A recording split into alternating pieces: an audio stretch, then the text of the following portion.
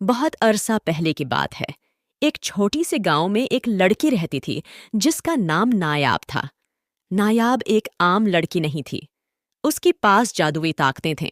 اسی یہ طاقتیں اپنی نانی سے ملی تھیں جو ایک عظیم جادوگرنی تھیں۔ نایاب کی ماں اور نانی نے اسی اپنی جادوئی طاقتوں کو چھپانے اور نیکی کے لیے استعمال کرنے کی تلقین کی تھی۔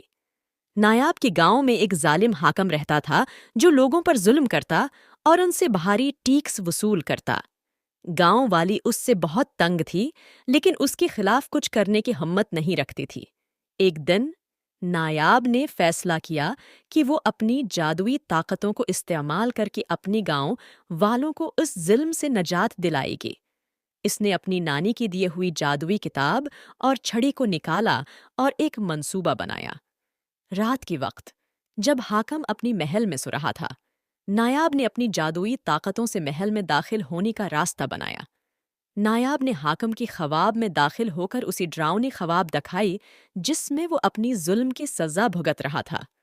حاکم کو اپنی غلطیوں کا احساس ہوا اور اس نے وعدہ کیا کہ وہ آئندہ کبھی ظلم نہیں کرے گا۔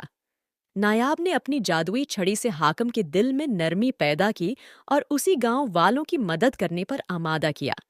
اگلی صبح حاکم نے اعلان کیا کہ وہ تمام ٹیکس معاف کر رہا ہے اور آئندہ گاؤں والوں کی فلاح و بہبود کے لیے کام کرے گا۔ گاؤں والے بہت خوش ہوئے اور نایاب کا شکریہ ادا کیا، حالانکہ انہیں معلوم نہیں تھا کہ یہ سب نایاب کی جادوئی طاقتوں کی وجہ سے ہوا ہے۔ نایاب نے اپنی جادوئی طاقتوں کو ہمیشہ نیکی اور انصاف کے لیے استعمال کیا اور گاؤں میں امن و سکون قائم رکھا۔ گاؤں والی اسی ایک عام لڑکی سمجھتے تھے، لیکن نایاب جانتی تھی کہ اس کے پاس ایک عظیم ذمہ داری ہے اور وہ ہمیشہ اپنے گاؤں اور لوگوں کی حفاظت کے لیے تیار رہتی تھی۔ نایاب نے اپنی جادوئی طاقتوں سے نہ صرف اپنے گاؤں کو ظلم سے نجات دلائی بلکہ ایک مثال بھی قائم کی کہ نیکی اور انصاف ہمیشہ جیتتے ہیں۔